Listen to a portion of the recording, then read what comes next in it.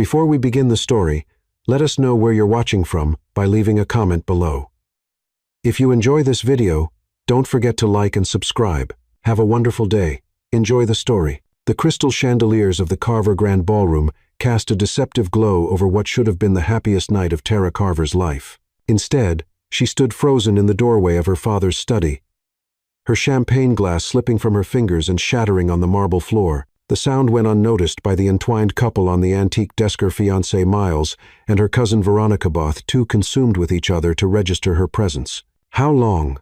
Tara's voice emerged as barely a whisper, but it was enough to make them spring apart, guilt written across their flushed faces. Miles adjusted his crooked tie, his practiced charm quickly sliding back into place. "Tara, darling, this isn't what it looks like." But it was exactly what it looked like. The culmination of her deepest fears that no one would ever want her for herself, rather than the billion-dollar media empire she was set to inherit. The diamond ring on her finger suddenly felt like a shackle, the weight of it threatening to drag her under. Veronica, at least, had the decency to look ashamed, gathering her designer gown around her. "Tara, please, we can explain." "Save it." Tara's voice found its strength, surprising even herself. "The engagement is off." She turned and fled through the labyrinthine corridors of the mansion where she'd grown up, yet never felt at home. Behind her, she could hear Miles calling her name, his voice growing more desperate as the distance between them increased. 400 guests waited in the ballroom, champagne in hand, for the formal announcement of their engagement, an announcement that would never come. The humid summer air hit her like a wall as she burst through the service entrance. The first fat raindrops of an approaching storm splattered against her skin. Perfect. The weather matched her mood. Without a backward glance, she kicked off her 5-inch Louboutins and ran barefoot across the manicured lawns, her couture gown dragging in the mud. By the time she reached the estate's perimeter, the skies had opened completely. Rain pounded against her, plastering her gown to her body and washing away the careful makeup that had taken her stylist 3 hours to apply. Lightning illuminated the night in harsh flashes, thunder rumbling its displeasure. Tara welcomed the storm's fury, finding kinship in its wild release. She hadn't planned where to go, only knew she needed to escape. Her phone lay abandoned on a table inside, along with her clutch containing her ID and credit cards. Freedom, even temporary, demanded its price. Through sheets of rain, Tara spotted the familiar silhouette of what she believed was her friend Amelia's family estate. Relief washed over her as she stumbled through ornate gates. Left carelessly open, the sprawling mansion loomed ahead, a few windows glowing warmly against the stormy darkness. Disoriented and shivering, she made her way up the grand entrance steps. When her knocking went unanswered, she tried the massive door handle, surprised to find it unlocked. Stepping into the dimly lit foyer, she called out, "Amelia, it's Tara. I'm sorry to barge in, but I didn't know where else to go." Only silence answered her. Wrapping her arms around herself, she ventured deeper into the house, leaving puddles of water in her wake. The interior seemed different from what she remembered of Amelia's home, more masculine, with rich dark woods and a surprising collection of Renaissance art lining the hallway. A warm glow spilled from beneath a door at the end of the corridor. Following it like a beacon, Tara pushed the door open to reveal a magnificent library unlike anything she'd ever seen. Floor-to-ceiling bookshelves covered every wall, interspersed with original artwork that would make museum curators weep. A fire crackled in a massive stone fireplace, casting dancing shadows across leather-bound volumes and illuminating a sitting area with deep armchairs. "Amelia," she called again, her voice smaller now. "I'm afraid you've mistaken your destination," came a deep, resonant voice from the shadows. Tara whirled around, her heart leaping to her throat. From an alcove stepped a man she'd never seen before. Tall and powerfully built, with broad shoulders emphasized by a perfectly tailored charcoal dress shirt. His sleeves were rolled up, revealing strong forearms dusted with dark hair. But it was his face that arrested her. Strong, aristocratic features, a firm jaw shadowed with the beginning of stubble, and eyes of such piercing intensity that she felt them like a physical touch, too. "So sorry," she stammered, suddenly acutely aware of her bedraggled appearance. "I thought this was my friend Amelia Montgomery's home. The Montgomery estate is 2 properties over." His expression remained impassive, as those remarkable eyes were. They blue or gray, assessed her. "You're soaking wet and barefoot on my imported Persian rug." Mortification crashed over her. "I'll go immediately. I can't believe I..." She turned to flee, but a wave of dizziness swept over her. The room tilted alarmingly, and she reached for the nearest bookshelf to steady herself. In an instant, he was beside her, one strong arm around her waist. "Sit before you fall," he commanded, guiding her to one of the armchairs by the fire. Warmth of the flames began to penetrate her chilled skin as he stepped back, studying her with an unreadable expression. "You're Tara Carver," he stated, rather than asked. "Your engagement celebration is the talk of the social pages today." Tara's laugh held no humor. "Was. Past tense. There's nothing to celebrate anymore." Something flickered in his eyes. Curiosity, perhaps. "I'm Cole Vance," he offered, moving to a sideboard where crystal decanters gleamed in the firelight. "And while this is certainly unusual, basic human decency requires that I not send you back into a deluge. Wine?" Without waiting for her response, he poured rich red liquid into 2 glasses, handing one to her before taking the opposite chair. The wine was extraordinary, warming her from within as it slid down her throat. "Thank you," she said, meeting his gaze over the rim of her glass. "I promise I don't make a habit of breaking into strangers' homes." "Breaking in suggests the door was locked," he replied, one corner of his mouth lifting slightly. "It wasn't." "Still," she persisted, "I apologize for the intrusion. Once the storm passes, I'll call a car and be out of your way." Cole glanced toward the windows, where rain lashed against the glass in horizontal sheets. "The weather report suggests that won't be any time soon. You might as well get comfortable and tell me why the most eligible heiress in New York is fleeing her own engagement party." The direct question, asked without pretense or false sympathy, somehow made it easier to answer truthfully. "I caught my fiancée with my cousin. Apparently, I was a business arrangement, not a romantic choice." Cole's expression darkened. "Some men are fools." The simple statement, delivered without platitudes or awkward consolation, loosened something tight in Tara's chest. Her eyes filled with tears she'd refused to shed until now. "Do you have somewhere to go tonight?" he asked, his voice gentler than before. Tara shook her head. "I left everything behind. Phone, ID, money. I just ran." Cole studied her for a long moment, something unreadable passing behind his eyes. Finally, he set his glass down and stood. "I'll have my housekeeper prepare the East guest suite. You can stay until the storm passes and make arrangements in the morning." "You do that for a stranger who dripped all over your Persian rug?" Tara asked, unable to mask her surprise. "Perhaps I recognize something in your decision to flee rather than endure a falsehood," he said, his voice taking on a distant quality. Then, as if catching himself revealing too much, he straightened. "Besides, what kind of man would I be to send a barefoot woman in an evening gown into a thunderstorm?" Their eyes locked across the space between them, and Tara felt a strange current that had nothing to do with the lightning outside. For the first time in hours, warmth began to return to her body, not just from the fire or wine, but from something stirring to life inside her chest, something that felt dangerously like hope. Chapter 2. Shelter in the Storm. The grandfather clock in the corner of Cole Vance's library chimed midnight, its resonant tones filling the comfortable silence that had settled between them. Outside, the storm showed no signs of abating. If anything, it had intensified, wind howling like a living creature around the eaves of the mansion. Tara had changed into clothes provided by Cole's housekeeper, Mrs. Lynn, a silk pajama set and plush robe that hung slightly loose on her frame. Her ruined gown had been whisked away with promises to salvage what could be saved. Now, curled in the armchair with her second glass of wine, she felt oddly at peace, despite the chaos of the evening. "This is extraordinary," she said, gesturing to her glass. "I thought I knew wine, but I've never tasted anything like it." Cole's expression softened slightly. "Chateau Margaux 1787. It's not available at any price. The last bottle at auction went for over $225,000. Tara nearly choked. "And you're sharing it with a bedraggled stranger who interrupted your evening?" "I was saving it for an occasion worth remembering." His eyes held hers with unexpected intensity. "This certainly qualifies as memorable." Heat that had nothing to do with the fire crept up Tara's neck. To distract herself, she glanced at the book he'd set aside when she'd entered. Dante, in the original Italian. "Impressive. You recognize 14th century Italian literature on sight?"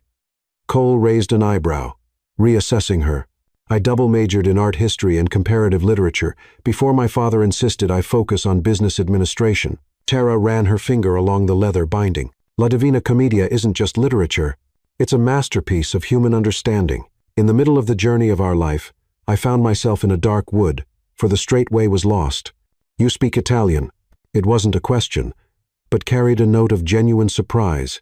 Among other things, Tara shrugged. When you grow up with the expectations I did, you collect accomplishments like trophies, languages, instruments, social gracisol tools in the arsenal of a proper heiress. Cole studied her with new interest. And yet you seem to have genuine passion for Dante. Some things transcend obligation and become love. Tara met his gaze directly. I suspect you understand that distinction. Something flickered in his eyes' recognition, perhaps before he turned toward the impressive art collection adorning the library walls. What do you make of that piece? He asked, nodding toward a small, dark painting hanging between two towering bookshelves. Tara approached it, recognizing immediately the distinctive style. Early Caravaggio, possibly from his Roman period. The chiaroscuro technique is extraordinary. The way light emerges from absolute darkness. She leaned closer. It's not one I've seen in catalogs. Private collection? Very private, Cole replied, coming to stand beside her. You have a good eye. It's genuine, isn't it? Tara whispered, awestruck. Not a reproduction. Yes. The simplicity of his answer took her breath away. The painting was worth millions. Yet he acknowledged it as casually as one might mention owning a nice watch. Your reaction is refreshing, Cole said, watching her closely. Most people in your circle would immediately calculate its monetary value rather than appreciating its artistic merit. Tara turned to face him, suddenly aware of how close they stood. You seem to have preconceived notions about my circle. Should I be making assumptions about billionaire tech innovators as well? A ghost of a smile touched his lips. Touché, Miss Calver. Tara, she corrected. After sharing priceless wine and Caravaggio revelations at midnight, I think formality is somewhat redundant. Tara, he conceded, her name sounding different in his deep voice. A crack of thunder, so loud it seemed directly overhead, made Tara jump, instinctively moving closer to Cole. His hands steadied her arm, the contact sending electricity through her skin. For a breathless moment, they stood frozen, close enough that she could detect the subtle scent of his cologne sandalwood, and something uniquely his own. He released her and stepped back. The storm won't let up until morning. I should show you to your room. Tara followed him through dimly lit corridors, noting how the house seemed to reflect its owner, elegant yet masculine, with understated luxury in every detail. Unlike the ostentatious display of wealth she'd grown up with, Cole's home spoke of refined taste and appreciation for craftsmanship. How did you come to live here? She asked, as they ascended a sweeping staircase. This neighborhood has been dominated by old money families for generations. I bought it from a banking dynasty facing financial ruin, Cole replied, his tone neutral. They'd maintained appearances while mortgaging themselves into oblivion. Appearances can be deceiving, Tara murmured. Thinking of her own family's carefully curated public image, Cole glanced back at her, something unreadable in his expression. Indeed, he stopped at a set of double doors, opening them to reveal a stunning guest suite, decorated in soothing shades of blue and silver. A fire had been lit in the fireplace, casting a warm glow over the elegant furnishings. Mrs. Lynn has left everything you might need, Cole said, remaining in the doorway. The bathroom is through there, with toiletries and more clothing options. Thank you, Tara said, suddenly shy. For everything, most people wouldn't have been so kind to an intruder. Most intruders aren't quite so interesting, Cole replied, his voice dropping to a lower register that made her pulse quicken. Their eyes met, and Tara felt that strange current between them intensify. Cole broke the connection first, his professional mask sliding back into place. Good night, Tara. We'll sort everything out in the morning. After he left, Tara explored the luxurious bathroom, finding it stocked with high-end products and fluffy towels. A hot shower washed away the physical remnants of her disastrous evening, but her mind remained full of contradictions. The humiliation of Miles's betrayal juxtaposed against the unexpected connection she'd felt with Cole Vance. Later, wrapped in the silken sheets of the bed, sleep eluded her. She found herself thinking not of the fiancé she'd lost, but of the stranger who'd offered her shelter. Cole was nothing like the polished, ambitious men her father had always pushed her toward. There was something raw about him, a carefully contained intensity that occasionally broke through his composed exterior. Dangerous, her mind whispered. He's dangerous to everything you thought you knew. Downstairs in his library, Cole stood at the window, watching the storm rage. The wine in his glass remained untouched as he replayed the evening's unexpected turn of events. Tara Carver was not at all what he'd expected from the society pages. There was depth to her, intelligence, and genuine passion beneath the perfect exterior. His phone buzzed with a message from his VP of Operations. Carver Media acquisition proceeding as planned. Board vote next week. Cole stared at the screen, a heavy weight settling in his chest. Destiny or disaster had led Tara Carver to his door tonight. Either way, when she discovered the full truth about who he was and what he was planning, this fragile connection between them would shatter like her champagne glass on marble. He closed his eyes, hearing again her perfect Italian pronunciation of Dante's words. In the middle of the journey of our life, I found myself in a dark wood, for the straight way was lost. How prophetic those words now seemed for both of them. Chapter 3. Daybreak Revelations. Golden light filtered through the morning mist as Tara woke, momentarily disoriented by unfamiliar surroundings. The events of the previous night flooded back. Miles's betrayal, her desperate flight through the storm, and the enigmatic stranger who had offered her sanctuary. Embarrassment at her vulnerability warmed her cheeks as she slipped from beneath silken sheets. She couldn't continue imposing on Cole Vance's hospitality. No matter how graciously it had been offered, better to slip away quietly, spare them both the morning after awkwardness, and figure out her next steps alone. After dressing in clothes Mrs. Batterton, Lynn had provided designer jeans and a cashmere sweater that fit perfectly. Tara gathered her still-damp evening gown and made her way silently through the corridor. The first pale rays of sunrise guided her toward what she hoped was an exit that wouldn't trigger security or wake the household. A flash of movement through glass doors caught her attention. Pausing, she realized she was looking into a garden pavilion where Cole stood before an easel, his back to her as he painted the sunrise with bold, confident strokes. Shirtless, wearing only loose linen pants, his powerful shoulders and back moved with surprising grace as he worked, muscles shifting beneath sun-bronzed skin. Transfixed, Tara watched as he captured the emerging day with an artist's eye, transforming ordinary dawn into something transcendent. This was not the reserved billionaire from last night, but something altogether more complex. A creator caught in the act of private passion. As if sensing her presence, Cole suddenly stilled, then turned. Their eyes met through the glass, and Tara felt the impact like a physical force. For an unguarded moment, something primal and electric passed between them before recognition replaced instinct in his expression. She stepped back, mortified at being caught staring. "I'm so sorry," she called through the glass. "I was trying to find my way out without disturbing anyone." Cole set down his brush and opened the door connecting the pavilion to the main house. Up close, his physical presence was even more overwhelming.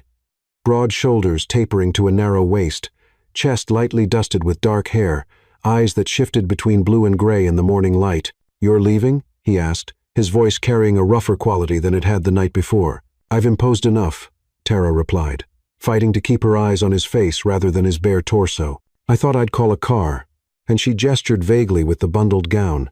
"Fleeing at dawn," Cole observed, studying her with unexpected intensity. "Is that how you normally end uncomfortable situations?" The directness of his question caught her off guard. "Excuse me? Last night, you ran from your engagement rather than confronting the betrayal.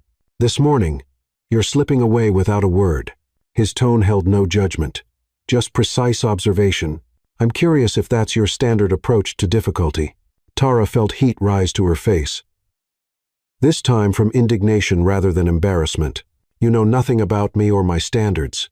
I know you quote Dante in original Italian when soaking wet and distressed," he countered, a hint of something softer entering his expression. "That suggests depths most people would never suspect behind the society princess facade." "I'm not a facade," Tara fired back, then paused, struck by the unintended honesty of her response. Cole's mouth curved slightly. "No, I don't believe you are," which is precisely what makes your instinct to run rather than engage so interesting. They regarded each other in tense silence for a moment, before Tara finally asked, "Do you always psychoanalyze guests who try to leave politely?" "Only the ones who catch me painting at dawn," he replied, the almost smile widening fractionally, a private indulgence few ever witness. The acknowledgement of shared vulnerability shifted something between them. Tara felt her defensive posture relaxing slightly. "You're very good," she offered. "The way you captured the light was extraordinary." Surprise flickered across his face before his expression closed slightly. "It's a hobby," he said dismissively. "Nothing serious." "That's a lie," Tara challenged, surprising herself with her boldness. There was mastery in those brushstrokes. "You've studied." A complex emotion crossed his features, discomfort, mingled with something like pleased surprise at being truly seen. On my own, yes. He gestured toward the main house. Would you at least allow me to offer breakfast before you disappear, Mrs. Lynn would consider your escape without nourishment a personal failure. Before Tara could frame a polite refusal, her stomach betrayed her with an audible rumble. Heat flooded her cheeks again. I take that as acceptance, Cole said, the almost smile transforming briefly into something genuine that created a dimple in his right cheek.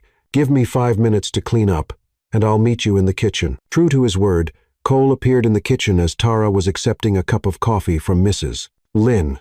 He had showered and changed into casual clothes, dark jeans, and a simple button-down that somehow managed to look both relaxed and impeccable. The East Terrace offered a breathtaking view of meticulously landscaped gardens, leading down to a small lake that sparkled in the morning sunlight. A table had been set with fine china and silver, fresh flowers, and covered dishes keeping food warm. This is lovely, Tara said, accepting the chair Cole held for her, though entirely too much trouble for an unexpected guest. Mrs. Lynn enjoys having someone to fuss over, he replied. Taking the seat across from her, I'm a rather boring charge. Predictable routines, minimal demands. Somehow I doubt that Cole Vance is ever truly boring, Tara said, using his full name deliberately, testing the boundaries between them. His eyes met hers with that same intensity from the night before. Most people don't use my full name. Do you mind? No, he said after a moment's consideration. Not from you? The simple statement carried a weight that shifted the air between them. To cover the moment, Tara focused on serving herself from the array of breakfast offerings. Perfectly scrambled eggs, fresh berries, artisan bread still warm from the oven. This is wonderful, she said after her first bite. Did Mrs. Lynn prepare all this? Actually, I did, Cole admitted. Mrs. Lynn doesn't arrive until 8 on weekends. I dismissed the staff then. I prefer the solitude. You cook? Tara couldn't keep the surprise from her voice. Among other things, the echo of her words from the previous night, when she'd mentioned speaking Italian, was clearly intentional.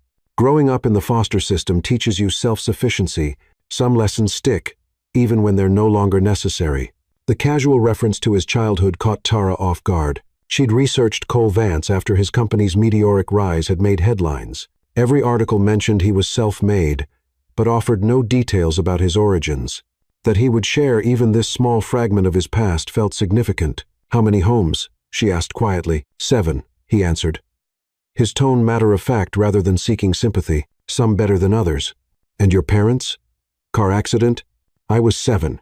The words were clipped, his expression closing briefly before he visibly chose to continue. Your turn. You mentioned last night that you studied art history before your father redirected you to business. Was that your preference or his? The deliberate change of subject was unmistakable, but Tara allowed it. Mine was photography. Actually, I have a good eye for composition and light, but father insisted art was a hobby, not a career, at least for a Carver heir. And you accepted that? There was genuine curiosity in his question, not judgment. At the time, she admitted. After my mother died when I was 16, pleasing him became important, perhaps too important. So you buried your passion to become what he wanted, Cole observed, studying her with uncomfortable perceptiveness. Tell me, how's that working out for you? The bluntness of the question should have offended her, but instead Tara found herself answering with unexpected honesty. Until I found my fiancé with my cousin on what should have been the happiest night of my life, I'd say the results are decidedly mixed. Cole's laugh, a rich, surprisingly warm sound, startled both of them. Fair enough, he conceded, raising his coffee cup in a toast to her candor, to mixed results and new beginnings. Something about his easy acceptance of her sarcasm, his refusal to offer platitudes or awkward sympathy, loosened a knot inside Tara's chest. She found herself returning his smile, lifting her own cup to complete the toast, to new beginnings. Their peaceful morning was interrupted by Mrs. Lynn, appearing with a tablet in hand, her usually serene expression troubled. Mr. Vance, Miss Carver, I thought you should see this immediately. The screen displayed the New York Times website with a headline that made Tara's stomach drop. Carver heiress flees engagement gala. Mental health crisis or cold feet. Beneath was a photo of her from the previous evening, radiant in her now ruined gown, alongside a candid shot of Miles looking appropriately devastated as he spoke to reporters. The article quoted sources close to the family suggesting she had been struggling with emotional issues for months. They're controlling the narrative, Tara whispered. a familiar coldness settling in her stomach, making me look unstable, so my decision seems less credible. They're protecting their investment, Cole corrected, his voice hardening as he scanned the article. Miles Peterson's family has significant political connections that would benefit your father's media ventures. Your defection threatens that alliance. Tara looked up, startled by his detailed knowledge of her family's business arrangements. How do you know about the Peterson connection? A shadow crossed Cole's face. The business world is small at certain levels. Gideon Carver's strategic marriages, both his own and those he arranges, are well known among his competitors. Is that what I am to you? Intel on a competitor? The question emerged before she could censor it, vulnerability making her voice sharper than intended. Cole set down the tablet, his expression suddenly fierce. If I viewed you as a business asset, Tara, you'd still be asleep in my guest room while I arranged a press conference to showcase my rescue of Gideon Carver's distressed daughter. His voice dropped lower, intense rather than loud. That would be the move if this were about business. Instead, I'm offering you sanctuary away from the cameras and speculation. The unvarnished truth of his statement silenced her momentary suspicion. Your phone and identification are still at your family estate, he continued, his tone shifting to something more practical. Tara nodded. Everything. I quite literally ran with nothing but the clothes on my back, which means they can track your phone's last location, but not your current whereabouts. Cole's mind was clearly working through scenarios. Do you want to go back? The question hung in the air between them, carrying more weight than its simple words suggested.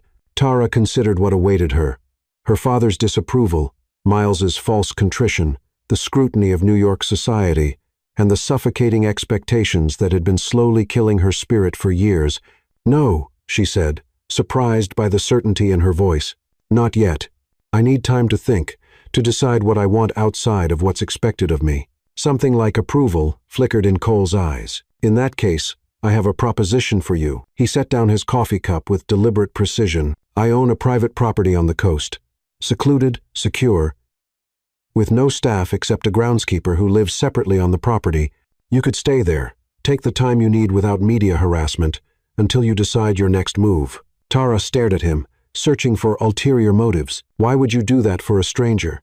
Because you're not a stranger anymore, Cole replied, holding her gaze with an intensity that made her breath catch. You're a woman at a crossroads I recognize all too well. What crossroads is that? She asked softly.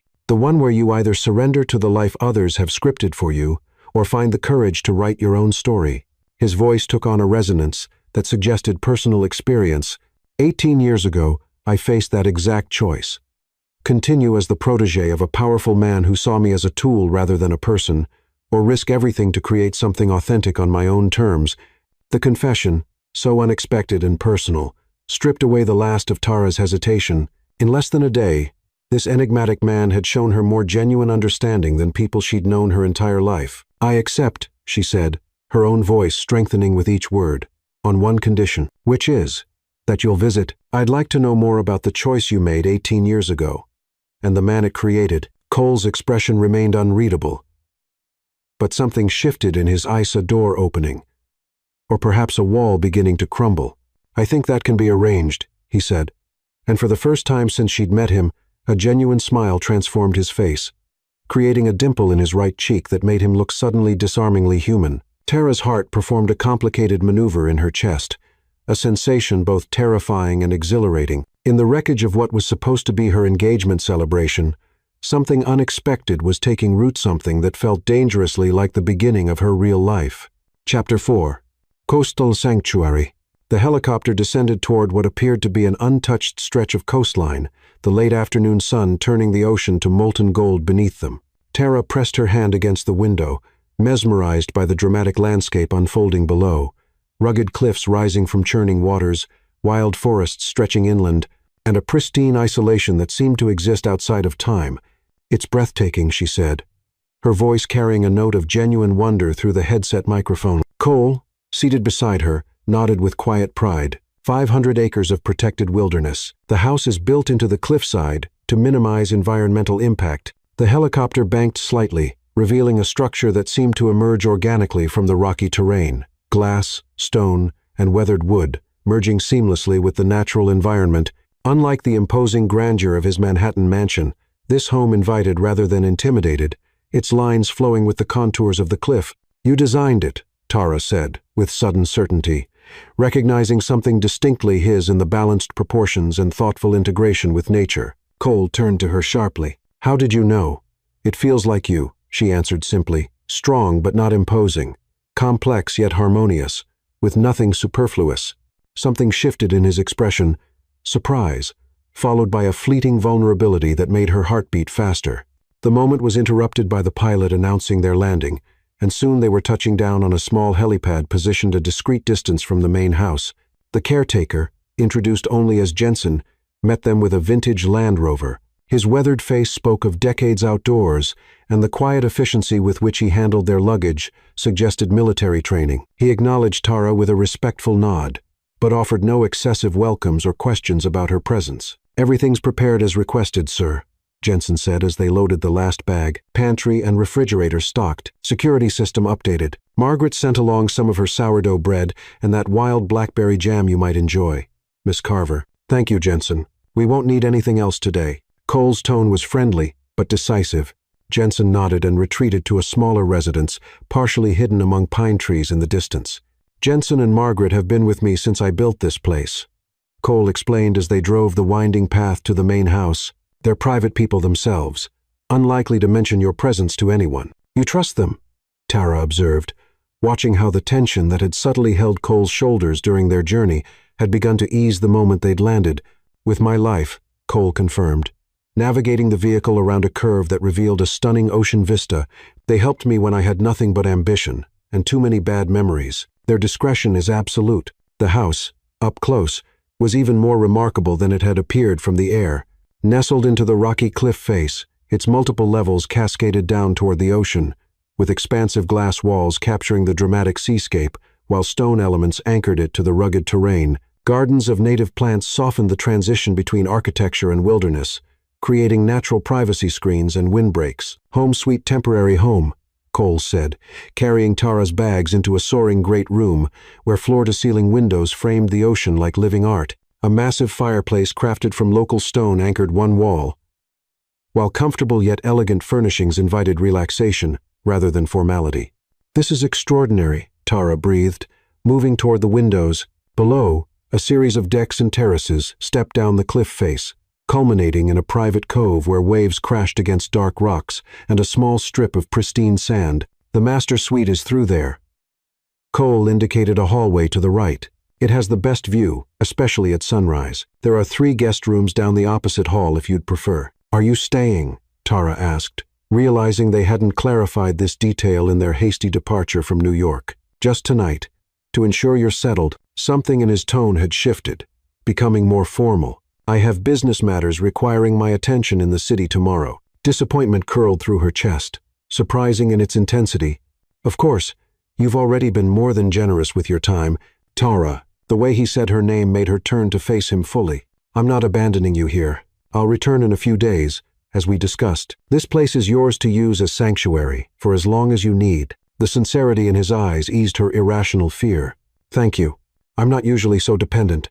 This situation has me off balance." Understandably so. Cole moved to the large open kitchen, where he began unloading groceries from insulated bags. "Would you like a tour after we put these away, or would you prefer to settle into your room first?" They fell into a surprisingly comfortable domestic rhythm, arranging provisions in the state-of-the-art kitchen while discussing the sustainable features of the house.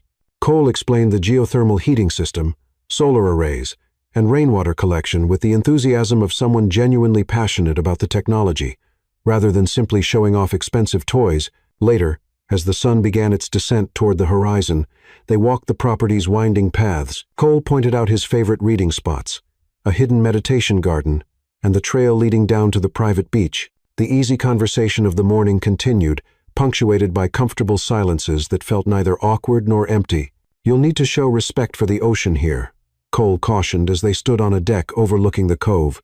"The currents can be treacherous, especially around those rocks to the north." "I'm a strong swimmer," Tara said, watching the hypnotic rhythm of waves breaking against dark stone. "My mother insisted on Olympic-level training, in case I ever needed to escape paparazzi on a yacht."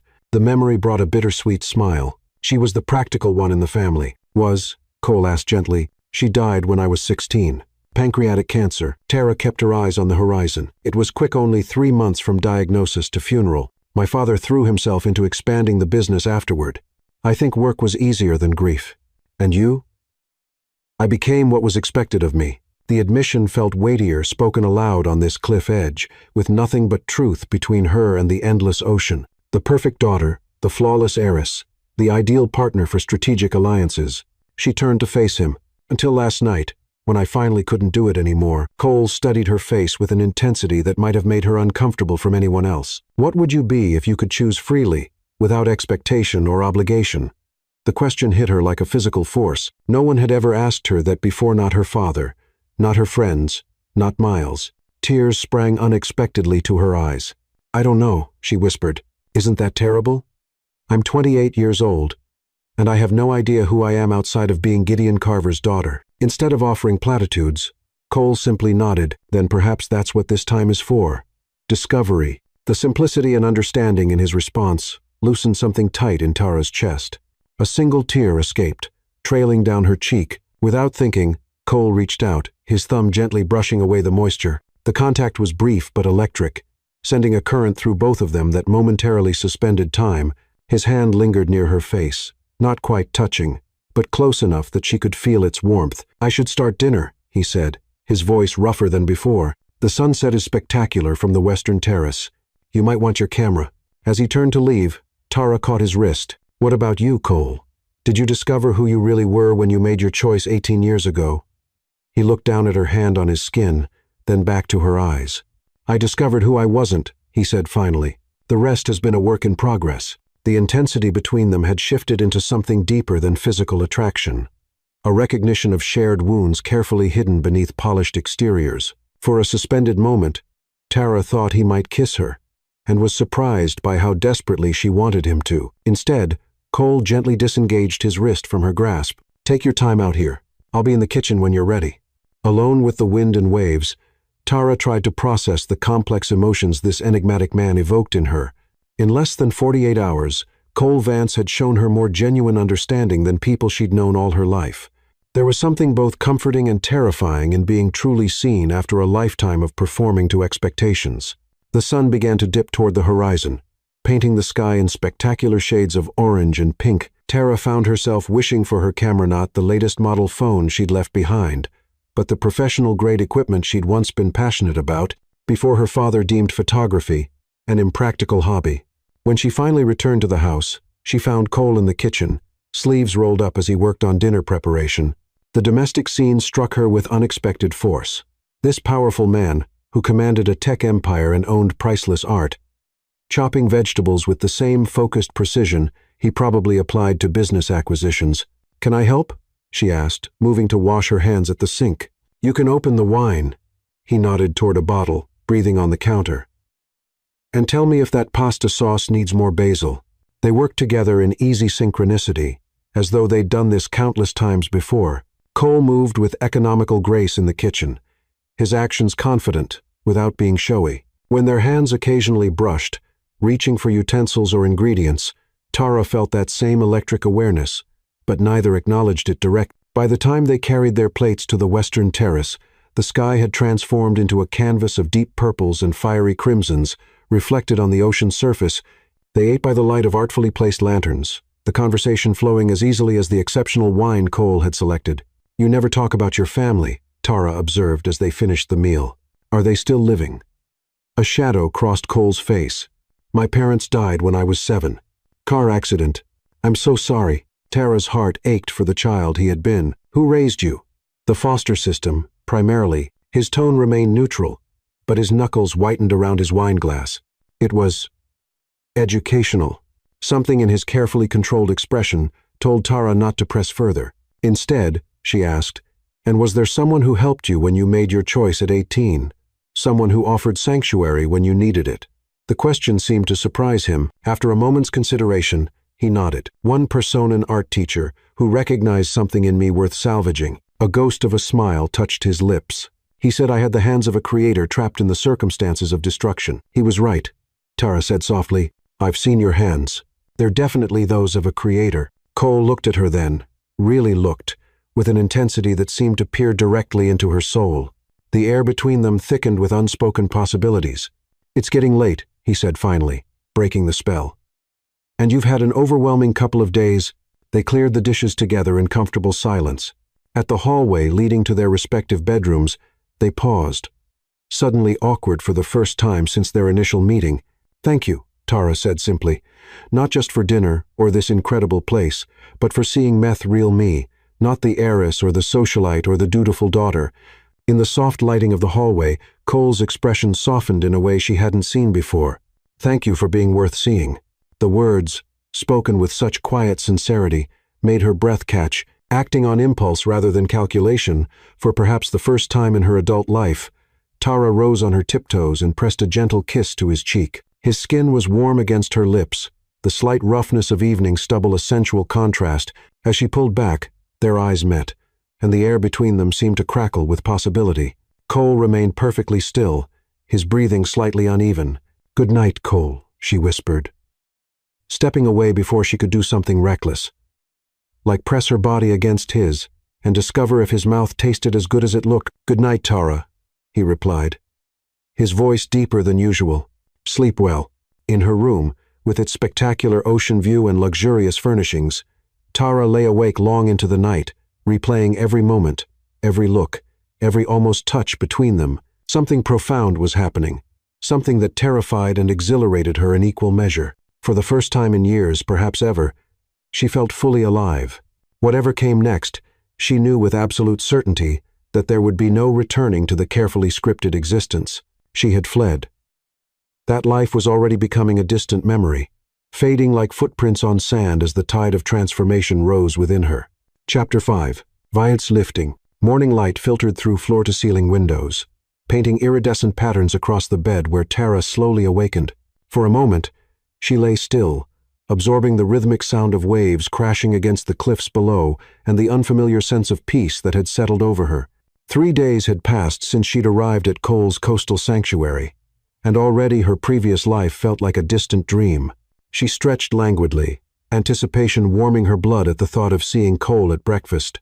But when she padded into the kitchen, she found only a handwritten note propped against a French press filled with coffee. Tara had to return to New York earlier than expected. "Business matter requires immediate attention. Make yourself at home. I'll call when I can. Jensen and Margaret are available if you need anything." Disappointment washed through her with surprising intensity. She'd grown accustomed to their morning conversations over coffee, the way Cole listened when she spoke, as though each word mattered. The subtle shifts in his expression that revealed more than his carefully measured statements. Pouring coffee into a mug, she carried it to the terrace overlooking the ocean. The day stretched before her, empty of obligations or expectations for perhaps the first time in her adult life. The freedom was both exhilarating and intimidating. After breakfast, she explored parts of the property she hadn't yet seen. A winding path led her to a small structure nestled among wind-sculpted pines. A glass-walled yoga studio, equipped with every amenity imaginable. Another trail revealed a natural freshwater pool fed by a mountain spring, the crystal-clear water invitingly cool in the midday sun. As afternoon shadows lengthened, Tara found herself drawn to a building she'd noticed from a distance but hadn't investigated. A weathered, barn-like structure situated some distance from the main house. Curiosity piqued. She made her way along the path, enjoying the wild coastal flowers that dotted the landscape. The building's rough exterior gave no hint of its purpose. Finding the door unlocked, Tara hesitated only briefly before stepping inside. What she discovered stole her breath. Sunlight streamed through skylights, illuminating what could only be described as an artist's sanctuary. One section held a woodworking studio with tools arranged with military precision. Another area featured a potter's wheel and kiln. But it was the painting studio that dominated the space. Easels of various sizes, shelves of pigments and brushes, and, most strikingly, walls covered with artwork. Tara moved slowly through the space, heart pounding as she studied each piece. Landscapes captured the raw power of the coastal terrain in bold, confident strokes. Figure studies revealed a profound understanding of human anatomy and emotion. But most arresting were the portraits. Faces emerged from darkness with such visceral intensity that they seemed about to speak. "He never shows these to anyone." Tara whirled around to find Jensen standing in the doorway, his weathered face unreadable. "I'm sorry," she said quickly. The door was open, and I was curious. I should have asked first. Jensen shook his head. If he didn't want you to find it, it would have been locked. He moved further into the space, looking around with evident familiarity. Been caretaking for Mr. Vance for 15 years. Never once seen him bring a guest to the studio. The implication hung in the air between them. These are extraordinary, Tara said softly, gesturing to the artwork. He told me he sketched occasionally. But this started with charcoal drawings when he first came here, Jensen offered, surprising her with his willingness to share. Just a kid with too much pain in his eyes. Said this land spoke to him. He ran a calloused hand along a workbench. Bought this property with his first big success. Most young men would have bought sports cars or penthouses. He built this studio before the main house was even designed. Tara's eyes were drawn to a painting partially covered by a cloth. Something about the visible corner seemed different from the others. May I? She asked, gesturing toward it. Jensen hesitated, then nodded. Suppose if you're here, it means something. Carefully, Tara lifted the cloth to reveal a portrait unlike the others. While most of Cole's paintings bore the mark of technical mastery and emotional depth, this one radiated something more, a raw, almost painful vulnerability. It showed a young boy, perhaps 7 or 8, standing in front of a burning car. His expression, a haunting mixture of shock and devastation. Though rendered in paint, the image had the immediacy of a witness statement. His parents, Jensen said quietly. The accident. Tara's heart constricted. He was there, walked away without a scratch. Physically, anyway. Jensen's voice held decades of unspoken meaning. Some wounds don't heal clean. Does he ever talk about it? She asked, unable to tear her eyes from the portrait. Not to me, not to anyone that I know of. Jensen moved toward the door. Margaret's making clam chowder tonight.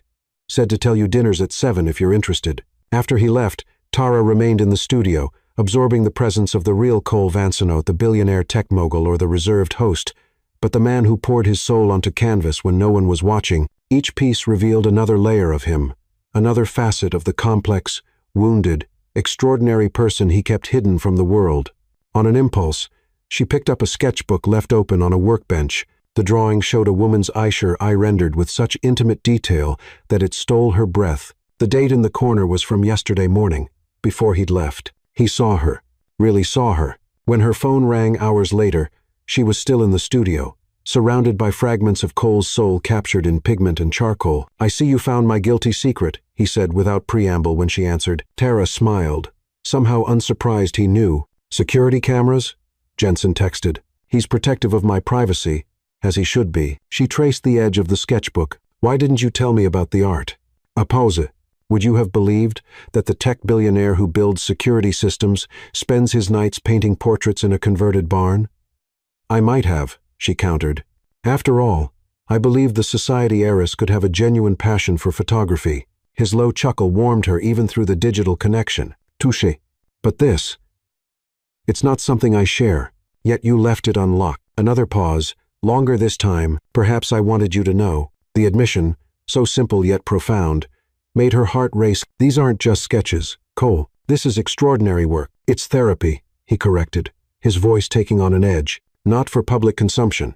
Not everything valuable belongs in public, Tara replied softly. Some things are too sacred for display. The silence that followed held a weight she hadn't expected. Finally, he asked, when did you become so wise? About the same time I started running through thunderstorms in designer gowns, she answered, drawing another of those rare laughs from him. I miss you, he said abruptly, the words seeming to surprise him as much as her. The simple honesty of his statement caught her completely off guard. You do? More than is reasonable for someone I've known such a short time. His voice had dropped lower, more intimate. I keep catching myself turning to tell you something, only to remember you're not here. When are you coming back? She asked, her own voice softer than she'd intended. Tomorrow afternoon, if all goes as planned. He sounded weary. The business matter is complicated. Is everything okay? It will be. The confidence in his tone reassured her. Tara. Yes? I'm glad you found the studio. The words carried layers of meaning she was only beginning to understand. After they disconnected, Tara spent the evening with Jensen and Margaret in their cozy cottage. The elderly couple's obvious affection for Cole and their cautious warming toward her provided glimpses into parts of him she hadn't yet seen. Margaret shared stories of teaching Cole to bake bread when he was nothing but skin and bones and nightmares, while Jensen described teaching him to fish and build with his hands. Never seen anyone pick up skills so fast, Jensen remarked, pride evident in his voice. Boy could watch something once, and then do it like he'd been practicing for years. The foster homes weren't kind to him, Margaret added, her weathered face softening with old sorrow. Said he'd never had his own room before he came here. Used to sleep on the floor for the first few months. Said the bed was too soft. How did he end up here? Tara asked, accepting a second serving of Margaret's remarkable clam chowder. Showed up one stormy night, Jensen replied, exchanging a glance with his wife. Soaking wet like you, but half-starved, and carrying everything he owned in one backpack. We had the land then, Margaret explained, but medical bills were eating us alive. Cancer. My first bout. Couldn't keep up with the mortgage. Cole offered to work in exchange for a place in the barn, Jensen continued. Said he needed to disappear for a while. Had that look hunted, but determined, like an animal that's been caged too long but hasn't forgotten how to be wild. We weren't fools, Margaret added softly. Knew he was running from something, but some people run toward better things, not just away from bad ones. Tara listened, absorbing these pieces of Cole's past, building a more complete picture of the man who had become so unexpectedly central to her thoughts. By the time she returned to the main house, stars blanketed the sky, their reflection dancing on the dark ocean surface. Unable to sleep, she wandered to the great room, where floor-to-ceiling windows framed the moonlit seascape. Lost in thought, she didn't hear Cole arrive until his voice came from behind her. You're still awake. Tara turned, her breath catching at the sight of him. He looked exhausted, his customary polished appearance slightly rumpled, eyes shadowed with fatigue. Without thinking, she moved toward him. You look like you've been through a war. A ghost of a smile touched his lips. Corporate terrorism's almost as brutal. Are you hungry? I can heat up some of Margaret's chowder. Cole shook his head. I just needed. He paused, seeming to struggle with the words. I wanted to see you. The simple honesty of his statement swept away any remaining pretense between them. Tara closed the distance, wrapping her arms around him in an embrace that felt simultaneously foreign and inevitable. For a moment, he remained still, as though unused to such contact. Then his arms came around her, pulling her against his chest with a quiet intensity that took her breath away. They stood like that, neither speaking, his heartbeat strong and steady against her cheek. Tara could feel something shifting between them, walls crumbling that had been erected long before they'd met. I'm sorry I left without saying goodbye, he murmured against her hair. You're here now, she replied, pulling back just enough to look up at him. That's what matters. His eyes, those remarkable eyes that shifted between blue and gray depending on the light searched hers, with an intensity that made her heart race. One hand came up to cup her cheek, his thumb brushing lightly across her skin. I don't do this, he said softly, the words seeming torn from somewhere deep inside him. I don't let people in. Neither do I, she admitted. Not really. Then what the hell are we doing?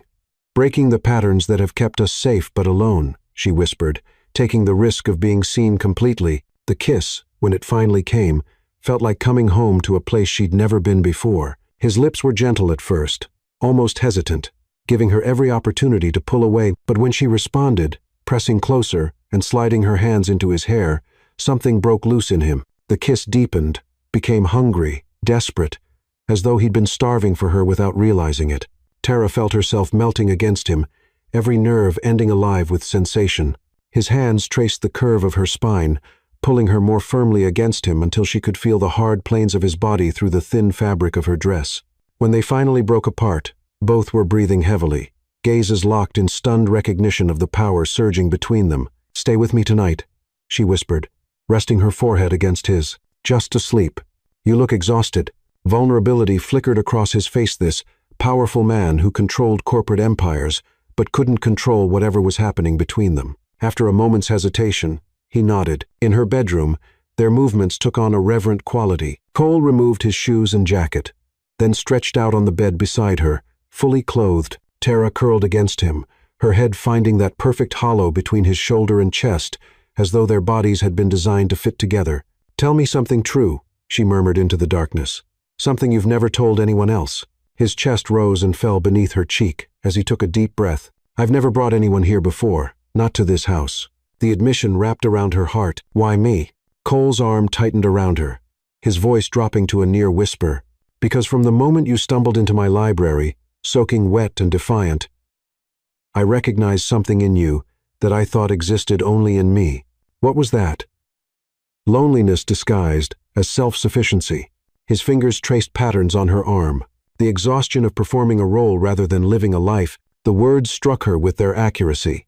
How do you see me so clearly when we've known each other such a short time? Perhaps we've been looking for each other without knowing it. His voice held a note of wonder, as though he'd surprised himself with the thought. Tara lifted her head to study his face in the moonlight streaming through the windows. I saw your painting, she said softly. The one of the accident. Pain flickered across his features, quickly masked. I should have put it away. No, she said firmly. Don't hide from me, Cole. Not that. Not anything. For a long moment, he was silent, and Tara feared she'd pushed too far, too fast. Then he began to speak, his voice low and measured, as though selecting each word with care. I was in the back seat. We were coming home from my piano recital. I played Beethoven's Für Elizino particularly well, but my parents were proud. He swallowed hard. A truck driver fell asleep at the wheel, crossed the center line. The impact was catastrophic. My mother died instantly. My father lived long enough to pull me from the wreckage before the fire reached the fuel tank. Tara felt tears prick her eyes. Oh, Cole. The last thing he said to me was, "Run, Cole." So I did. His voice had taken on a distant quality. I ran until I couldn't anymore, then watched from a distance as emergency vehicles arrived. Too late for anything but recovery. She pressed her lips to his shoulder, offering wordless comfort. 7 foster homes in 11 years after that, he continued. Some merely indifferent, others actively cruel. I learned to be invisible when necessary, and invaluable when possible. Survival mechanisms. And at 18, the choice you mentioned? I developed a security algorithm that caught the attention of several tech companies, had offers for full scholarships to prestigious universities, provided I signed exclusive development rights to my work. His fingers continued their gentle tracing on her arm. One night, I packed what little I owned and disappeared. Used the last of my savings to buy a bus ticket to the coast, determined to find my own way without compromises. That's when you met Jensen and Margaret. They owned this land then, struggling to keep it after medical bills had drained their savings. I worked for them in exchange for a place to sleep in their barn. A hint of a smile touched his lips. Margaret insisted on feeding me despite their circumstances, said I was nothing but bones and sadness. She taught me that kindness isn't always a transaction. Tara's heart ached for the wounded boy he'd been. How did you go from sleeping in a barn to building a tech empire? I continued developing my security systems, found ethical clients who paid fairly for my work, lived on nothing, saved everything. His voice took on a note of fierce pride. When I had enough, I bought this land from Jensen and Margaret, with the condition that they remain as caretakers, built my first company from a laptop in that barn while learning to paint from an art teacher in the nearby town. The one who said you had the hands of a creator trapped in the circumstances of destruction, Tara remembered. You have an excellent memory. His fingertips traced the curve of her jawline. Robert Sullivan. He'd been a prominent artist in New York before moving to our little coastal town to battle his demons in private. He saw something in me worth salvaging. As you saw something in me worth sheltering, she whispered. Cole's eyes held hers in the darkness. You were never broken, Tara. Just contained in too small a space. The tenderness in his voice undid her final defenses. She kissed him then, pouring everything she couldn't yet say into the contact, gratitude, understanding, and something deeper that terrified and exhilarated her in equal measure. When they parted, Cole tucked her head back against his chest, his heartbeat strong and steady beneath her ear. Sleep, he murmured. I'll be here in the morning. As Tara drifted toward sleep, wrapped in the warmth of his embrace, she felt something shift within her, as though puzzle pieces long misaligned had finally found their proper configuration. For the first time in memory, she felt no need to perform or present a carefully curated version of herself. With Cole, she could simply be, unknown to both of them, far away in New York. Gideon Carver scowled at a private investigator's report, confirming his daughter's location. Beside him, Miles Peterson's handsome face twisted with calculation as he studied the grainy surveillance photo, showing Tara and Cole walking the coastal property. Well, Gideon said coldly, it seems my daughter has found herself a new protector. How convenient for Vance that she's the key to what he's been trying to acquire for years. What's our next move? Miles asked, ambition glittering in his eyes. Gideon's smile never reached his eyes. We retrieve what's ours. Of course, both the girl and the company. Chapter 6. Hidden Truths Revealed. Morning sunlight spilled across tangled sheets, warming Tara's skin as she slowly awakened. The bed beside her was empty, but the pillow still held the impression of Cole's head, and his scent lingered on the sheets. For a moment, She simply lay there, absorbing the memory of falling asleep in his arms. The solid strength of his body against hers, the steady rhythm of his heartbeat beneath her ear. The night had been a revelation, not of physical intimacy, but of emotional connection.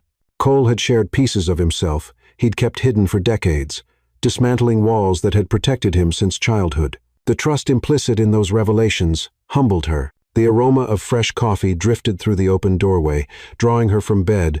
Wrapping herself in a silk robe, she padded barefoot through the house, following the scent to the kitchen. There she found Cole, his back to her as he worked at the stove, dressed casually in worn jeans and a simple gray t-shirt that emphasized the breadth of his shoulders. "Good morning," she said softly. Cole turned, his expression softening at the sight of her. "Good morning." Something had shifted between them overnight. A new ease. A comfortable intimacy that required no words. He poured coffee into a waiting mug and handed it to her, his fingers brushing hers in a touch that felt deliberately prolonged. "Sleep well?" he asked, returning his attention to the stove where he was preparing French toast. "Better than I have in years," she admitted. "You?" "Same." The simple word carried weight. "Though I'm not used to sharing a bed." "Neither am I," Tara said, surprising herself with the confession. At his raised eyebrow, she clarified. "I mean, obviously, I've had relationships, but I've never actually slept through the night with someone. I always found an excuse to leave or have them leave." "Why is that, do you think?" Cole asked, sliding a perfectly caramelized slice of French toast onto a plate. Tara considered the question as she added berries from a bowl on the counter. "Vulnerability, I suppose. Sleep is when we're most defenseless. Yet you asked me to stay." "Yet I asked me to stay," she echoed softly, meeting his gaze. They ate breakfast on the terrace, the conversation flowing easily between them. Cole described the business emergency that had called him back to New York, a potential security breach in one of his company's client systems that had required his personal attention. "Crisis averted?" Tara asked. "For now." Something in his tone suggested the matter wasn't entirely resolved, but he changed the subject before she could inquire further. "I thought we might take the boat out today, if you're interested. There's a private cove about an hour down the coastline that's accessible only by water." The day unfolded in a series of perfect moments. Cole proved to be as skilled a sailor as he was at everything else, handling the sleek yacht with confident ease. They anchored in a sheltered cove surrounded by towering cliffs, where crystal-clear water revealed vibrant marine life below. They swam, picnicked on the small stretch of pristine sand, and talked for hours about everything and nothing. Favorite books, childhood dreams, those that existed before tragedy, altered Cole's path-travel destinations. They longed to visit. When the conversation turned to Tara's photography passion, Cole listened with genuine interest rather than the polite tolerance she'd encountered from others in her life. "I'd like to see your work sometime," he said as they lay side by side on a blanket, the afternoon sun warming their skin. "It's been years since I took any photographs worth seeing," Tara admitted. "My father considered it a distraction from more practical pursuits." Cole turned his head to study her profile. "What drew you to photography originally?" The question made her smile. "The ability to capture truth in a single frame, to freeze a moment of authentic emotion or beauty before it disappeared." She traced patterns in the sand beside the blanket. "There's honesty in a well-composed photograph, something that cuts through pretense." "Like your eyes," Cole said unexpectedly. Tara turned to face him, startled by the observation. "What do you mean?" "Your eyes never lie, even when your words are socially correct." His gaze held hers with an intensity that made her breath catch. "It's what I noticed first about you that night in my library. Your eyes told a different story than your composed apology." "And what story did they tell?" she asked, her voice barely above a whisper. "That you were terrified but determined, breaking free but unsure where to land." His hand moved to cup her cheek, thumb brushing lightly across her skin. "Beautiful and authentic in your vulnerability." The tenderness in his voice, the gentle touch of his hand, it undid her. Tara leaned forward, closing the distance between them with a kiss that began soft but quickly deepened as Cole responded with surprising intensity. His arms encircled her, pulling her against the solid warmth of his body as the kiss transformed into something hungry and desperate. When they finally broke apart, both breathing heavily, Cole rested his forehead against hers. "We should head back before the tide changes," he said, his voice rough with restrained desire. The return journey passed in a haze of anticipation, an electric awareness charging the air between them. They barely spoke, communicating instead through lingering glances and deliberate touches that promised more to come. As Cole guided the yacht into its berth, Tara's phone buzzed with an incoming call, the first since she'd arrived at the sanctuary. The screen displayed her assistant's name, reality intruding on their perfect day. "I should take this," she said apologetically. Zara wouldn't call unless it was important. Cole nodded, focusing on securing the boat as Tara stepped away to answer. "Zara, what's wrong?" she asked without preamble. "Tara, thank God. Are you okay?" Her assistant's voice vibrated with concern. "Everyone's been looking for you for days. Your father has private investigators combing the country, and Miles is giving tearful interviews about your emotional fragility to anyone who will listen." Anger flashed through Tara at the manipulation. "I'm perfectly fine. Just needed some space." "Well, space is about to get scarce. Your father's called an emergency board meeting for tomorrow morning. He's claiming temporary control of your voting shares under the mental incapacity clause in the family trust." "He what?" Tara's voice rose sharply, drawing Cole's attention. "He can't do that. He can if he has a psychiatrist willing to sign an assessment, which apparently he does." Zara lowered her voice. "And Tara, there's more. The board is voting on a merger proposal. The rumor is, it's Vance Industries making the offer." Ice spread through Tara's veins as her eyes met Cole's concerned gaze across the dock. "I have to go," she said numbly. "Thank you for the warning." As she ended the call, Cole approached, his expression questioning. "Bad news?" "You could say that." Tara struggled to keep her voice steady. "My father is trying to declare me mentally incompetent to seize control of my voting shares in Carver Media." Alarm flashed across Cole's face. "He can't do that." "Apparently, he can with the right medical opinion in his pocket." She took a steadying breath. "He's called an emergency board meeting for tomorrow to vote on a merger offer." She paused, studying his face carefully. "From Vance Industries." The color drained from Cole's face, his expression freezing into an unreadable mask. "Tara, is it true?" she interrupted, needing to hear it directly from him. A muscle worked in his jaw as he visibly struggled with his response. "Yes, but it's not what you think." The confirmation hit her like a physical blow. "So, while I've been here falling in," she caught herself. "While I've been here, you've been planning to take over my family's company." "The negotiations began months ago, long before we met," Cole said, his voice tight with controlled emotion. "And it's not a hostile takeover. Your father approached us initially." Hurt and confusion warred within her. "Why wouldn't you tell me?" "I assumed you knew," he said, running a hand through his hair in frustration. "You sit on the board." "My father has always controlled what information reaches me," Tara said bitterly. Clearly, he didn't consider this worth mentioning. She turned away, needing distance to process this revelation. Was their entire connection simply a calculated business move on Cole's part? Had he merely been keeping her distracted while the deal progressed? "I need to go back to New York," she said, her voice hollow. "I need to see these documents for myself." "Tara, wait." Cole caught her arm gently. "There's something you need to see. First, something I've been working on that explains everything." Against her better judgment, she followed him to his office in the east wing of the house. There, he unlocked a drawer and removed a thick folder labeled Renaissance Rising. "What is this?" she asked, accepting it reluctantly. "The real reason I've been interested in Carver Media." He opened the folder, revealing detailed plans for a nonprofit arts education initiative. "This is what I've been building for the past decade anonymously." As Tara flipped through the pages, understanding slowly dawned. Financial statements showed millions channeled into arts programs in underserved communities. Photographs documented transformational programs in areas devastated by poverty. Letters from children whose lives had been changed filled another section. "Art saved me when nothing else could," Cole said quietly. "I've been trying to pass that lifeline to others who need it." "This is incredible," Tara whispered, genuinely moved. "But what does it have to do with Carver Media?" "The final phase requires a media partner to amplify impact, to tell these stories, to change public perception about the importance of arts education." His eyes held hers intently. "Your father's company has the platform and reach I need, and you couldn't just approach us as a nonprofit partner?"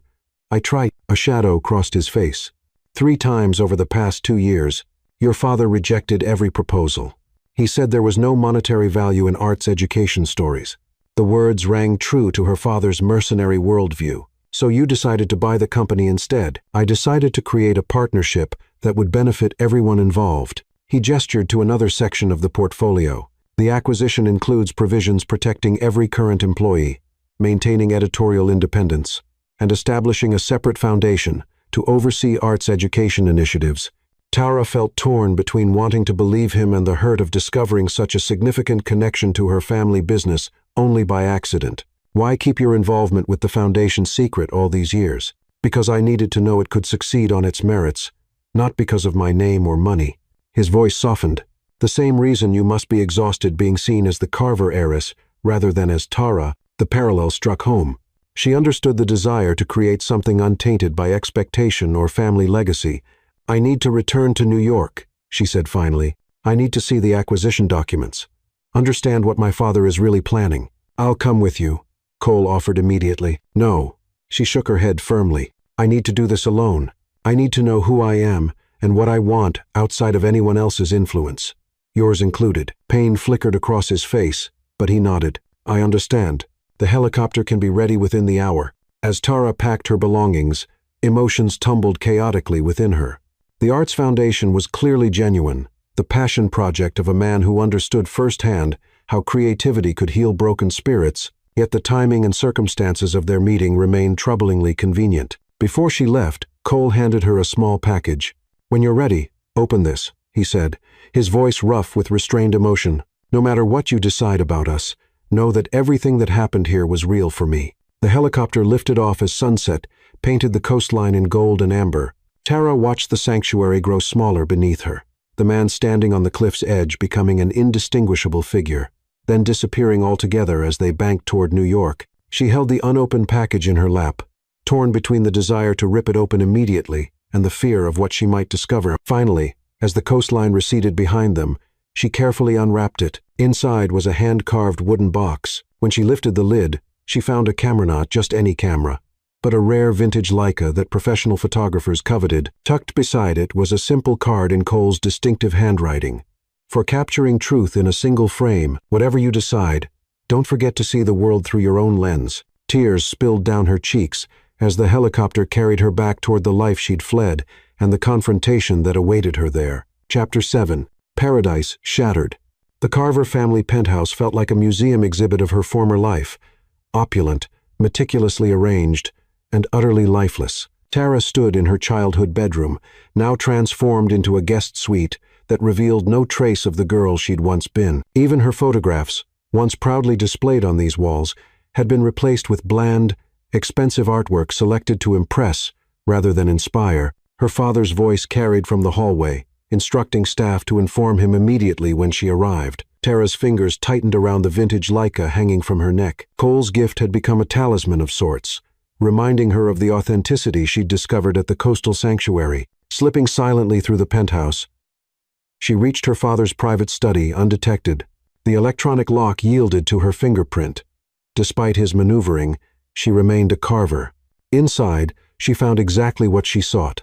The complete merger proposal from Vance Industries, annotated with her father's handwritten notes. What she read both relieved and troubled her. Cole had been truthful. The proposal included extensive provisions for preserving editorial independence, protecting employees, and establishing the Arts Education Foundation as a major initiative. Far from a corporate raid, it represented a thoughtful integration that would strengthen both companies while advancing humanitarian goals. Her father's notes, however, told a different story. Strip out arts provisions, he'd scrawled in the margins. Counter with full sale, not partnership, and most disturbingly, use T's absence to trigger incapacity clause, Zeitzer shares before vote.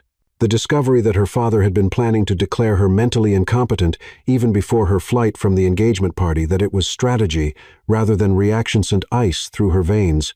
What hurt more was recognizing that he deliberately kept her ignorant of the merger discussions, despite her position on the board. Well, the prodigal daughter returns. Tara turned to find her father standing in the doorway, Miles hovering just behind him.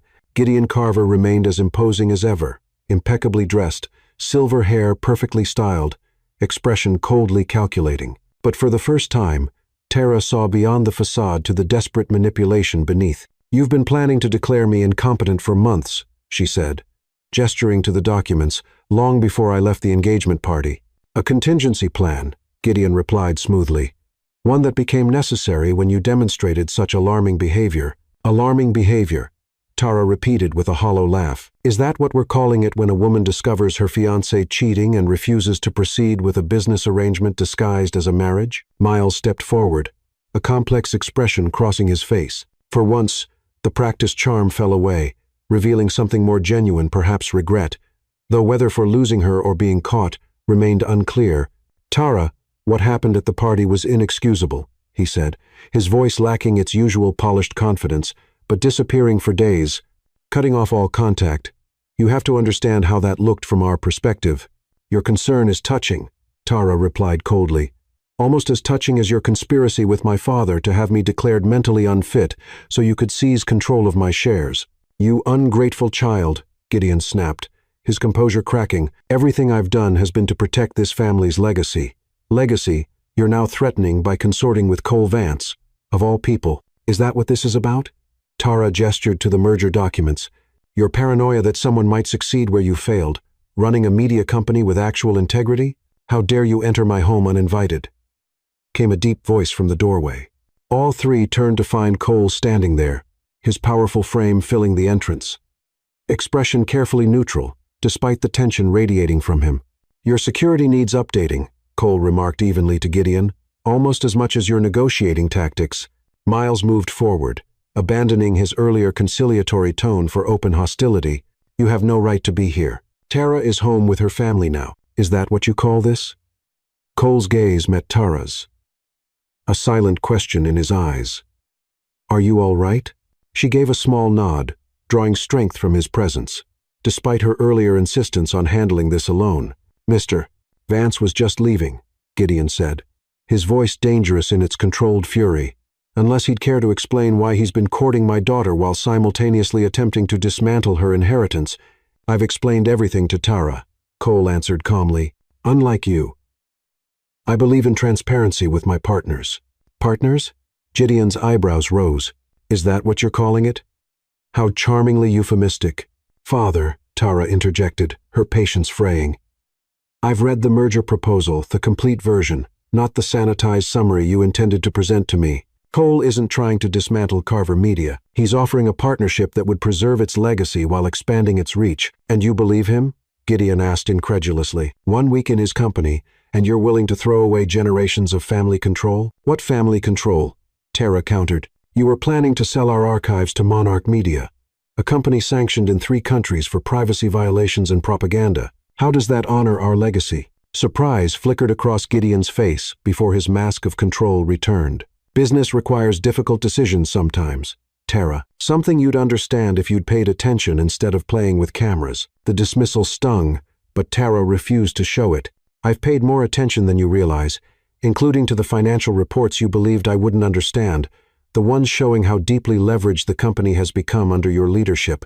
Gideon's face flushed with anger. "Cole Vance has manipulated you, turned you against your own family for his corporate gain." "Actually," Cole interjected, opening a briefcase he carried, "I've been completely transparent about my motives regarding both Carver Media and my interest in your daughter." He withdrew a flash drive and placed it on the desk. "This contains documentation of all communication between Vance Industries and Carver Media over the past 18 months, including 3 separate partnership proposals for the Renaissance Rising Foundation that you rejected." Gideon's face reddened further. "You're recording our private negotiations?" "Standard procedure for all my business dealings," Cole replied evenly, "particularly when dealing with someone who has a history of reinterpreting agreements after the fact." "Tara," Miles said, his tone shifting to something more genuine than his usual practiced concern, "I know you have no reason to trust me after what I did, but this situation with the timing is troubling. Even you must see that." Gideon's face had been growing increasingly flushed during the confrontation, the vein in his temple visibly pulsing. "Enough of this charade," he snapped, slamming his hand on the desk with enough force to make the crystal paperweight jump. "I've indulged this rebellious phase because it served a purpose, flushing Vance's true intentions into the open, but it ends now." He turned to Cole with undisguised contempt. "Did you really think I wouldn't recognize this strategy? Targeting my daughter to gain leverage?"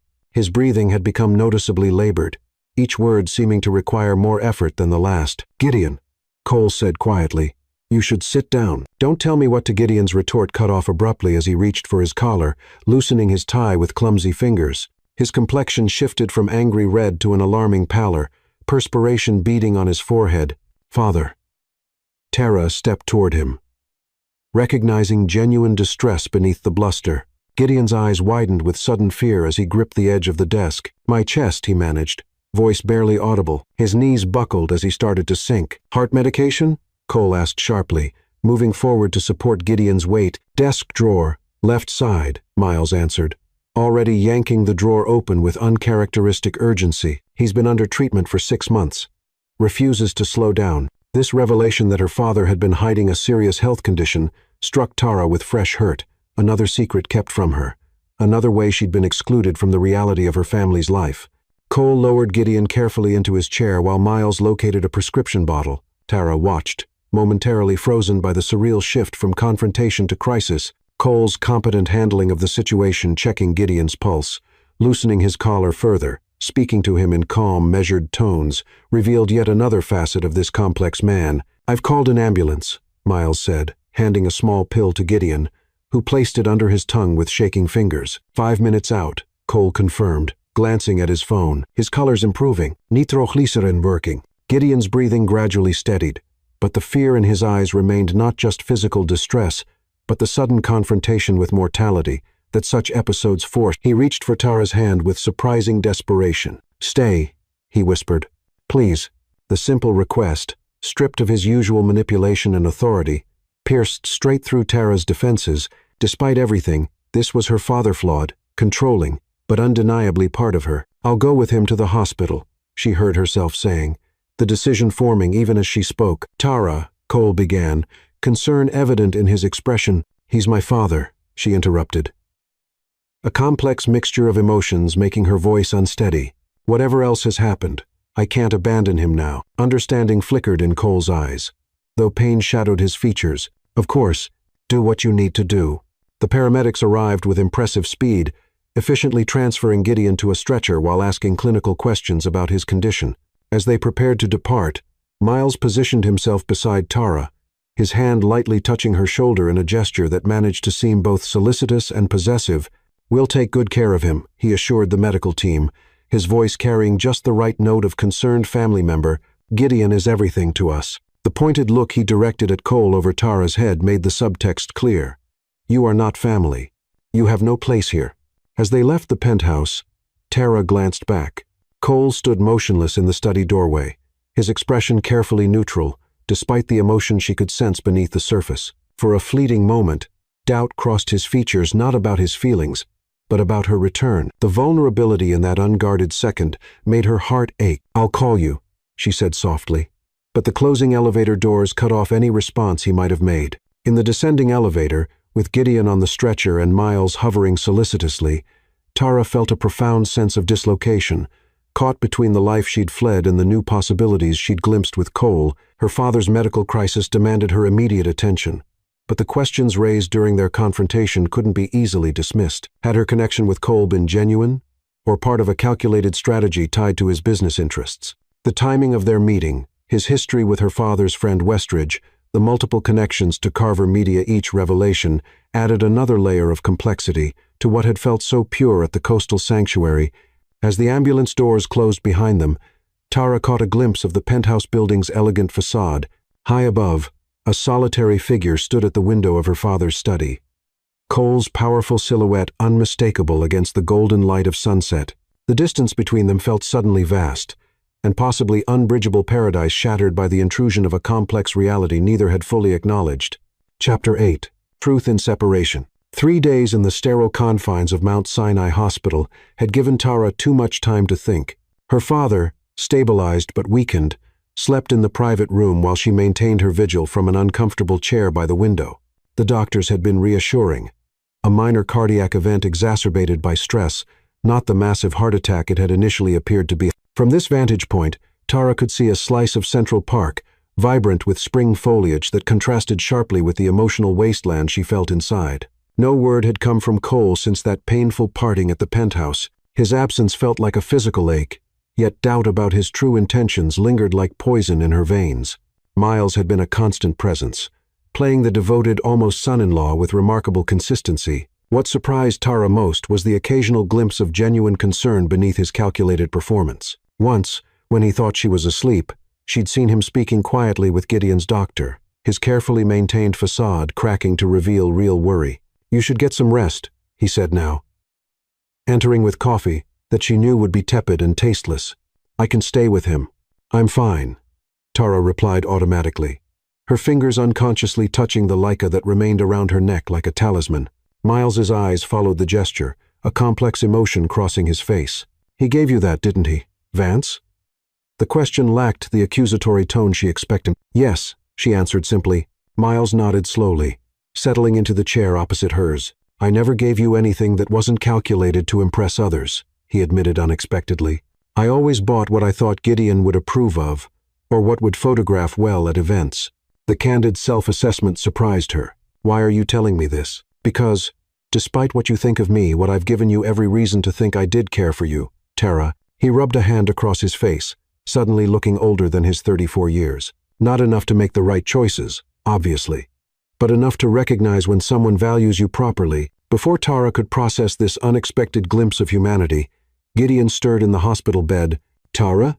She moved immediately to her father's side, professional medical staff having assured her his condition was stable despite his frail appearance. I'm here, Father. Gideon's hand sought hers with surprising strength. The board meeting is postponed, she assured him. You need to focus on recovery. No. His voice gained strength, a glimpse of the formidable businessman emerging through the patient facade. It must proceed as scheduled. The Monarch deal will destroy everything Carver Media stands for. Tara finished quietly. I know about the archive sale, Father. I've seen the contracts. Alarm flashed across Gideon's face before calculation replaced it. You don't understand the complexities. I understand perfectly. Tara withdrew a document from her portfolio. This is the forensic accounting report I commissioned 3 days ago. It details how you've been siphoning company assets into offshore accounts for the past 5 years, masked as operational expenses. The color drained from Gideon's face. Behind her, Tara heard Miles's sharp intake of breath. You had no right, Gideon began. I had every right, she corrected firmly, as a board member and major shareholder concerned about the company's inexplicable financial difficulties despite record market growth. Gideon's expression hardened. Whatever you think you've discovered is already in the hands of the SEC, Tara finished, surprising herself with her steadiness, along with records of the shell companies you and Miles established to hide the transfers. Miles surged to his feet. You're bluffing. Check your email, Tara suggested mildly. The investigators copied you on their formal notification an hour ago. Panic flashed across Miles's face as he fumbled for his phone, confirming her statement with growing horror. Gideon, we need to talk privately. There's nothing to discuss, Tara interjected. The evidence is conclusive. The only question now is whether you'll face the consequences with dignity or compound the damage with further deception. Gideon stared at his daughter as though seeing her for the first time. When did you become so cold? I'm not cold, Father. I'm clear. Tara gathered her documents, suddenly determined to escape the stifling hospital room. For the first time in my life, I'm seeing the situation exactly as it is, not as I wished it to be. As she moved toward the door, Gideon called after her. Where are you going? To verify something important. She paused in the doorway. Something I should have trusted from the beginning.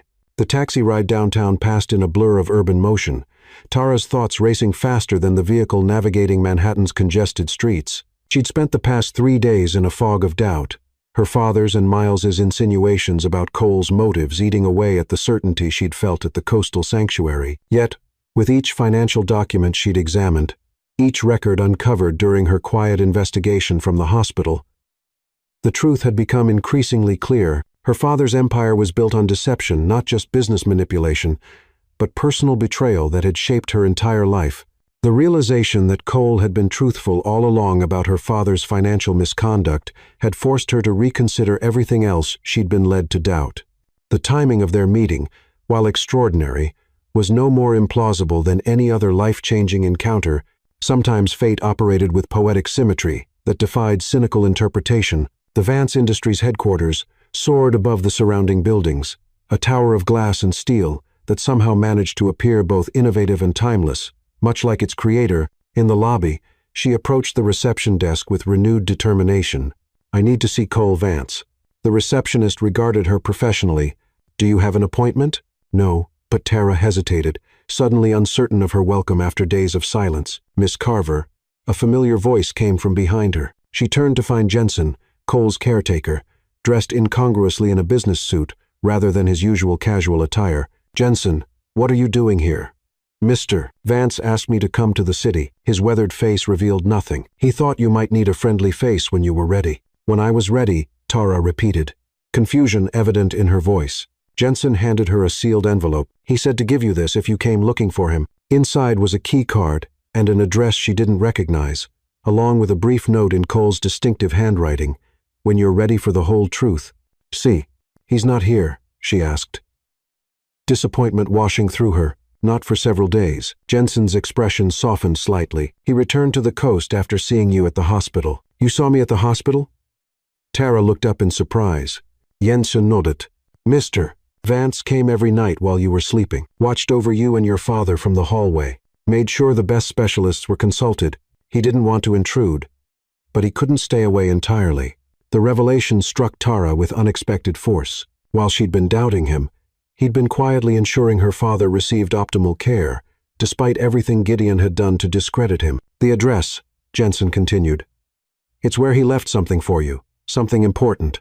The location led to a nondescript building in Chelsea, an old warehouse converted into private offices.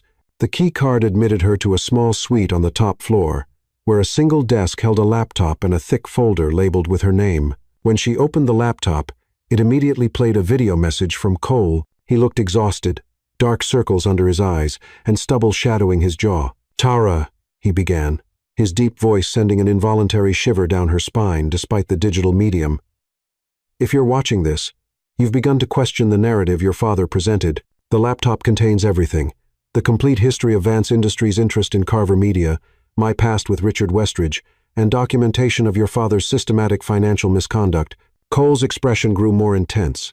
"What you won't find is any evidence that I orchestrated our meeting or manipulated our connection. Some coincidences truly are fate. Tara, meeting you was the most authentic thing that's happened to me in years." The video ended with an address different from this office and a simple closing: "If you want to talk, you know where to find me. I'll be waiting." Tara spent hours reviewing the documentation, each file confirming Cole's version of events while revealing her father's deception in stark detail.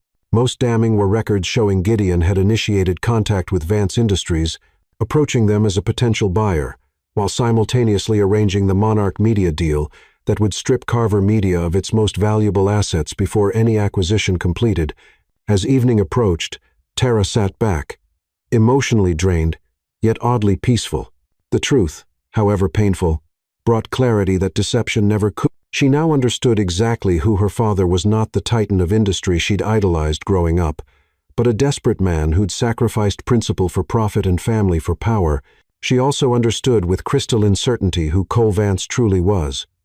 A man who had found her worthy of truth even when it might have been easier to manipulate her. A man who had respected her independence enough to wait for her to discover reality on her own terms. When she finally emerged from the office, night had fallen over the city. The address Cole had provided in the video beckoned some neutral meeting place he'd arranged, expecting she might need space for their conversation. But as she stood on the sidewalk, the weight of revelation settling into her bones, Tara realized she didn't want neutral ground or careful distance. What she wanted was to return to the beginning, to the moment when fate or chance had brought them together in a convergence too meaningful to be dismissed as mere coincidence. The taxi driver looked surprised when she gave him the address of Cole's Manhattan mansion instead of the location from the video. "You sure, lady? That's way uptown." "I'm sure," Tara replied, newfound certainty strengthening her voice. "It's where everything started." As the taxi pulled away from the curb, rain began to fall, a poetic symmetry that wasn't lost on her. The key, her matching her first arrival at Cole's door, seemed like the final confirmation that some stories were written by hands larger than human calculation could account for. The mansion where they'd first met loomed ahead, a single light burning in the library window like a beacon guiding her home. Chapter 9. Passions crescendo. Rain began to fall as Tara approached the gates of Cole's mansion, a poetic symmetry that wasn't lost on her. Just as on that first night, water streamed from the sky in sheets, soaking through her light blazer within seconds.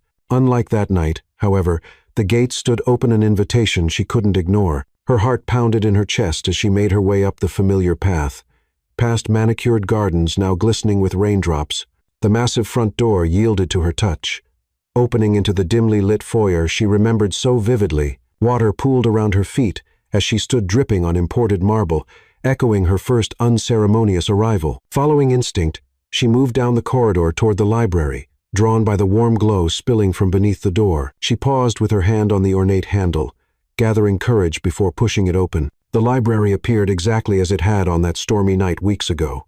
A fire crackling in the massive stone fireplace, leather-bound volumes lining the walls in silent testimony to centuries of human wisdom. But instead of finding Cole by the window or seated in one of the armchairs, she discovered only a single red rose laid across the antique desk. Beside it lay a folded map with her name, written on the outside in Cole's distinctive handwriting. Curious, she opened it to reveal the layout of the mansion, with a series of X marks designating specific locations. Beneath the first X the library was a simple note. The journey begins where we did, but continues through each moment that defined us. A smile tugged at her lips despite the tension thrumming through her. The literary, thoughtful gesture was quintessentially Cole. A treasure hunt through their shared history that would reveal far more than words alone could convey. The second X marked a guest bedroom on the second floor. Making her way up the sweeping staircase, Tara found the door slightly ajar. Inside, on the perfectly made bed where she'd spent her first night in his home, sat a crystal wine glass, unmistakably the one she'd used during their midnight conversation. A small card leaned against it. "Where I first recognized something in you worth knowing. Intelligence and passion. Beneath social polish, I'd never met anyone who could quote Dante in original Italian while dripping on my Persian rug." Warmth spread through her chest at the memory of that first real connection, when they'd both glimpsed beyond carefully constructed facades to something authentic beneath. The map led her next to a garden pavilion marked with the third X. Though rain continued to fall, a covered pathway allowed her to reach it without further drenching. Inside the glass-walled structure, she found Cole's easel with a sketch prominently displayed. The sunrise he'd been painting the morning after her arrival. When she discovered him creating beauty in solitude, the accompanying note read, "Where you caught me being myself, not the CEO or the billionaire. Just the boy who found peace in art. No one had seen me that way in years." Emotion tightened her throat as she traced the bold charcoal strokes, recognizing how that moment had shifted something fundamental between them. She'd glimpsed the truth of him then, not the polished businessman, but the artist with a wounded soul. Following the map's guidance, Tara continued through the mansion, each marked location revealing another artifact of their brief but profound connection. In the kitchen, she found the vintage cookbook open to the French toast recipe he'd prepared for their first breakfast. In the music room, sheet music for Beethoven's Für Elise rested on the piano piece his 7-year-old self had played before tragedy, forever altered his life. Each object, each memory dismantled another layer of doubt that her father and Miles had so carefully constructed. This was not the strategy of a corporate raider, but the vulnerability of a man laying bare his soul. The sixth X led to a small room she'd never seen before. A private study distinct from the grand library. Here, business files and technological equipment created a stark contrast to the artistic touches that dominated his other spaces. On the desk lay a thick folder labeled Westridge Capital, The Truth. Inside, Tara found court documents and confidential settlements, telling a very different story than her father had implied. Far from betraying his mentor, Cole had uncovered Richard Westridge's systematic exploitation of young programmers, stealing their innovations while leaving them with nothing but empty promises. When Westridge had demanded Cole do the same to a talented but vulnerable teenage coder, Cole had refused, protecting the boy and leaving the company with nothing but his own original work. The legal battle that followed had nearly destroyed him financially, but he'd stood firm on principle. The final document showed that Cole had eventually established a foundation for young tech innovators with Richard Westridge's son, who had recognized his father's wrongdoing. Serving on the board, a note in Cole's handwriting concluded, "I've never publicly told this story. The press narratives were easier to ignore than correct, and revenge never interested me as much as creating something better. But you deserve to know who I really am, not the villain your father painted." Tears pricked Tara's eyes as another piece of the puzzle fell into place. The man she'd come to care for deeply had been systematically misrepresented by those who should have been most honest with her. The map's final X led back outside to a waiting car with Jensen at the wheel. The loyal caretaker offered no explanation, simply handed her a small envelope as she settled into the back seat. Inside was a photograph of the hidden studio at the coastal sanctuary with a message that made her heart race. "The journey continues where we truly began to see each other." Follow the path to where you discovered my soul on canvas. And I hope to discover if what we found was real. As Jensen drove through rain-slick streets toward the helipad, where Cole's private helicopter waited, Tara found herself at a crossroads more significant than any she'd faced before. Returning to the sanctuary meant choosing Cole and all he represented: authenticity, vulnerability, the courage to create a life on one's own terms. It meant walking away from the Carver legacy, at least as her father had defined it. Yet as city lights gave way to darkness during the flight north, certainty settled within her. The path forward had never been clearer. Despite the complications that surely awaited, she had spent her life being Gideon Carver's daughter and nearly become Miles Peterson's wife, always defined in relation to someone else. With Cole, she had glimpsed the possibility of partnership based on mutual recognition of true selves. The helicopter descended toward the familiar cliffside property, now illuminated by hundreds of lanterns, creating a glowing path from the landing pad to the main house. The sight took her breath away. Tiny flames defying the darkness, just as truth had gradually overcome deception. As she followed the lantern-lit trail, Tara's steps quickened with anticipation. Each landmark she passed: the yoga studio, the freshwater pool, the meditation garden, carried memories of discoveries made during her brief stay. But it was the weathered barn studio that drew her like a magnet, the place where Cole's true self had been most nakedly revealed to her. The door stood slightly ajar, warm light spilling onto the rain-dampened path. Heart-pounding, she pushed it open to find the space transformed. Candles illuminated the rough-hewn walls where Cole's artwork hung, each piece a window into his soul. In the center, a single painting stood on an easel, covered with a cloth. Beside it lay a folded piece of paper containing a passage from the Dante they had discussed on their first night. L'amor che move il sol et l'altra stella, love, that moves the sun and the other stars. Below these words, Cole had written, "Where we began is where we must decide if we end." With trembling fingers, Tara lifted the cloth from the painting. What she discovered stole her breath. Not a completed artwork, but a canvas with only the outline of two figures standing at a cliff's edge, their forms suggested rather than defined, facing a horizon that stretched infinite with possibility. The title, written in Cole's hand along the bottom edge, was simply "The Choice." She understood the message immediately. Their story remained unfinished, the final image yet to be painted through choices they would make together or apart. A sound behind her made her turn. There in the doorway stood Cole, rain-dampened and vulnerable, watching her with those extraordinary eyes that had seen her true self from the very beginning. Chapter 10. Love's Culmination. Time seemed to suspend as Tara and Cole stood facing each other across the studio, the distance between them charged with unspoken emotions. Rain drummed against the roof, creating a cocoon of sound that isolated them from the world outside. For a moment, neither moved, each drinking in the sight of the other after days of painful separation. "You found me," Cole said, his deep voice roughened with emotion. "I followed the path you left," Tara replied, her fingers brushing the unfinished painting between them, "though I think I would have found my way here eventually." Map or no map, Cole took a tentative step forward, his expression a complex interplay of hope and vulnerability. "And now that you're here?" The question carried the weight of everything unresolved between them. The doubts her father had sown, the truths revealed through separation, the future waiting to be defined by the choices they made in this moment. "Now I need to hear it directly from you," Tara said, her voice steady despite the thundering of her heart. "No maps, no artifacts, no messages left for me to find, just your truth."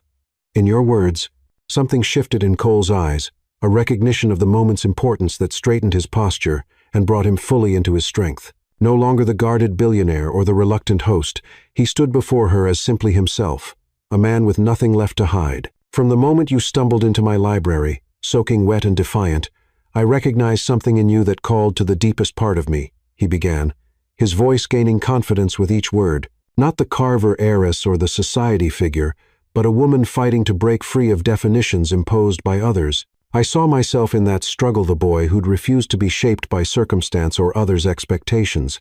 He moved closer, close enough that she could see the fine lines at the corners of his eyes, the slight stubble shadowing his jaw.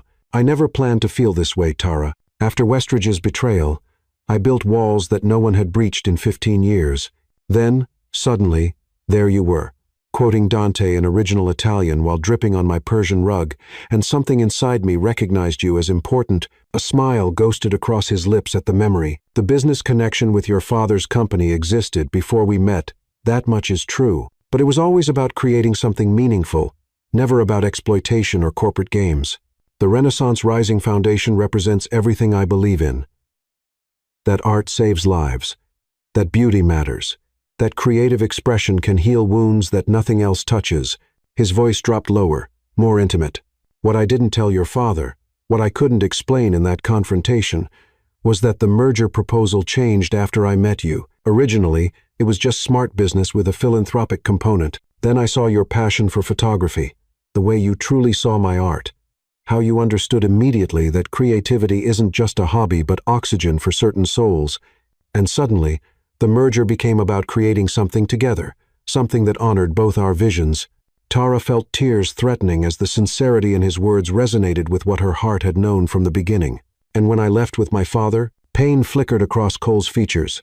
I thought I'd lost you, that the doubts he planted had taken root too deeply for anything real to grow between us. But I couldn't leave without giving you a path back, if you wanted to find it. He closed the remaining distance between them, standing before the unfinished painting that symbolized their undefined future. I've spent my life in careful control, Tara, building walls to protect myself from further loss. Until you, I'd never met anyone worth the risk of tearing them down. With trembling fingers, he reached out, not quite touching her. I love you, he said simply, the words carrying the weight of a man who had never spoken them to another living soul, not as an acquisition or a strategic alliance, but as the woman who saw the real me and didn't turn away, the woman who understood the language of my art before knowing the artist, the woman who makes me want to create a future rather than just survive the present. The naked vulnerability in his confession broke the last chains of doubt binding Tara's heart. She stepped forward, closing the final inches between them, her hand finding his. When I left here, I was running from uncertainty, she admitted. I'd spent my life being defined by others. Gideon Carver's daughter, the Carver media heiress. Miles's perfectly appropriate fiancée. Then suddenly there was you, seeing me as I'd always hoped to be seen but feared never would be. Her free hand rose to touch his face, fingers tracing the strong line of his jaw. It terrified me. Colette, the intensity of what I felt after knowing you such a short time. The possibility that it might be manipulation rather than miracle. Her eyes held his, unflinching in their honesty. But every document I reviewed, every piece of evidence I uncovered, just confirmed what my heart already knew. That what happened between us was the most authentic thing I've ever experienced. The confession hung in the air between them, a truth too powerful to be contained by careful words. I love you, she whispered. Not as an escape from my former life or a rebellion against my father, but as the man who showed me what freedom really means, the courage to be wholly, uncompromisingly oneself. For a heartbeat, neither moved. The magnitude of their mutual declaration creating a sacred stillness. Then Cole's hands cradled her face with exquisite gentleness, his eyes searching hers one final time before his lips claimed hers in a kiss that contained worlds of meaning. Unlike their previous embraces, this held nothing back, no reservations, no carefully maintained boundaries. Tara wound her arms around his neck, pressing herself against the solid warmth of his body as the kiss deepened into something primal and transformative. Years of isolation and protective distance dissolved in the heat building between them, replaced by a connection that transcended physical desire. When they finally broke apart, both breathing unsteadily, Cole rested his forehead against hers. Stay with me, he whispered, the simple request carrying layers of meaning not just tonight, but for all the nights to come. Help me finish this painting with all the colors we discover together. In answer, Tara reached for his hand and led him from the studio toward the main house. No further words were needed as they moved through the rain-washed night, the path illuminated by lanterns that couldn't match the brightness, igniting within them. In the sanctuary of his bedroom, their bedroom now, they came together with a passion that transcended physical joining. Every touch, every kiss, every whispered endearment erased another scar left by years of loneliness. In the flickering firelight, they discovered each other completely, bodies and souls entwining in a communion that felt like coming home to a place neither had known existed. Afterward, wrapped in each other's arms as rain continued to drum against the windows, Cole traced patterns on the bare skin of Tara's shoulder. I have something to show you tomorrow, he murmured, his voice carrying the peaceful contentment of a man who had finally found his harbor after years adrift. "More surprises?" she asked, smiling against his chest. "Plans," he corrected, pressing a kiss to her temple. "For the mansion in the city, I've been working with architects on transforming it into headquarters for a joint foundation, combining Renaissance Rising with a new media education initiative under the Carver name." Tara raised herself on one elbow to see his face more clearly. "You'd do that? Honor my family's legacy despite everything my father did?" "Your family's legacy is larger than your father's mistakes," Cole said, brushing a strand of hair from her face with tender precision. "The Carver name has stood for journalistic excellence for 80 years. That deserves to be preserved. Even as we build something new together," the thoughtfulness of his vision honoring her past while creating their future moved her deeply. "And us?" she asked, the question encompassing all the practical considerations they had yet to address. The board vote, the SEC investigation, the merger. Cole silenced her with a gentle kiss. "All logistics that we'll handle together, as equal partners in everything that matters." His expression grew more serious. "I don't care about corporate structures or who owns what percentage of which company. What matters is the work we can do together, the lives we can change through arts education, the stories we can tell through media that believes in truth and beauty." Seeing the sincerity in his eyes, Tara felt the last lingering tension leave her body. Whatever challenges awaited, and there would be many, they would face them standing side by side, each bringing their unique strengths to a partnership founded on mutual respect and genuine love. 1 year later, the mansion where they had first met had been transformed beyond recognition. The East Wing now housed the offices of the Carver Vance Foundation for Arts and Media Education, while the Grand Ballroom hosted regular exhibitions from emerging artists, discovered through their community programs. But it was the library, that sacred space, where fate or chance had first brought them together, that remained unchanged, preserved as a private sanctuary amidst the purposeful evolution surrounding it. On this particular evening, Tara stood at the window, watching another spring storm roll across the Manhattan skyline.